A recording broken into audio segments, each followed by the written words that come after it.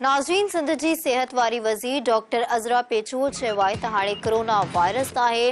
डॉक्टरनि जे corona allowance लाइ हड़ताल ज़्यादती आहे। हू माण्हुनि खे कार्डियोप्लेनरी बाबति तरबियत ॾियण जो प्रोग्राम शुरू करे रहिया आहिनि। जेको बि ईंदो उन खे तरबियत ॾिनी वेंदी।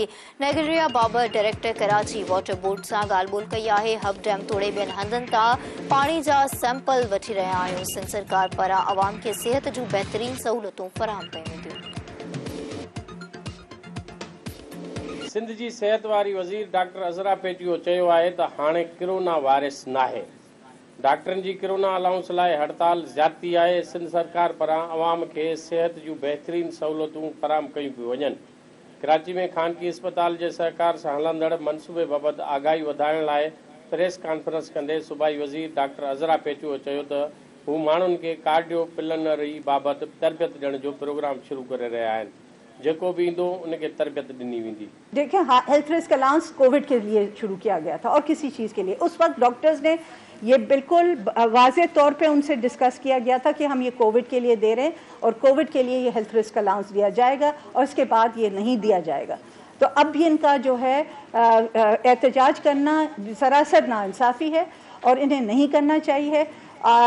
हम इनसे जो है इंगेज करते रहेंगे ताकि ये वापस काम पे आ जाए और अभी टोकन स्ट्राइक्स कर रहे हैं। सनस चवणो हो त हू चाहिनि था त सभु माण्हू तरबियत हासिल कनि। मीडिया खे बि तरबियत ॾिनी वेंदी, जन त स्कूलनि में उस्तादनि ऐं शागिर्दनि खे बि पिणु तरबियत ॾींदासीं।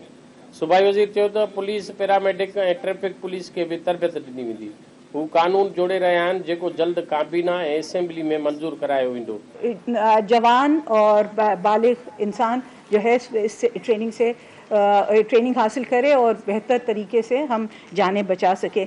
इस सिलसिले में हम स्कूलों में भी टीचर्स को ट्रेनिंग दे रहे हैं ताकि टीचर्स जो हैं स्टूडेंट्स को ट्रेनिंग दें कॉलेजेस और स्कूल्स में और यूनिवर्सिटीज़ में। और इसी तरह हमारे पैरामेडिक्स, मेडिक्स और जो हमारे जो है हेल्थ के पर्सन हैं उनको भी ट्रेनिंग दी जा रही है। और इसके अलावा पुलिस जो है, जो रोडों पे ट्रैफिक पुलिस और ये वो मौजूद होती है, उनको भी इसी तरीके से ट्रेनिंग दी जा रही है। तो ये सब चीज़ें हम करने जा रहे हैं। सरस चवणो त नेगेरिया बाबति डायरेक्टर कराची वाटर बोर्ड सां ॻाल्हि ॿोल कई आहे। हब डैम तोड़े ॿियनि हंधनि तां पाणी जा सैंपल वठी रहिया आहियूं। अवाम खे एक्टिव क्लोरीन गोरियूं मुहैया करे रहिया आहियूं। शहरी पानी जे टैंकनि में क्लोरीन गोरियूं विझनि त जीअं नेगेरिया खां बची सघनि। एक तो हम वाटर सैंपल्स ले रहे हैं हर जगह से, जहाँ से टैप का वाटर आता है, जहाँ जो है वाटर सोर्स है, उधर से भी हम सैंपल्स ले रहे हैं। जो कोई वाटर हाइड्रेंट्स हैं वहाँ से भी सैंपल्स ले रहे हैं। वाटर टैंकर्स हैं उनसे भी ले रहे हैं। और उन सबको हम एक्वा टैब्स भी दे रहे हैं वाटर टैंकर्स को, ताकि वो उनको वाटर एक्वा टैब्स जो क्लोरीन की टैबलेट्स हैं वो डाल के वो वाटर को प्योरीफाई कर सकें।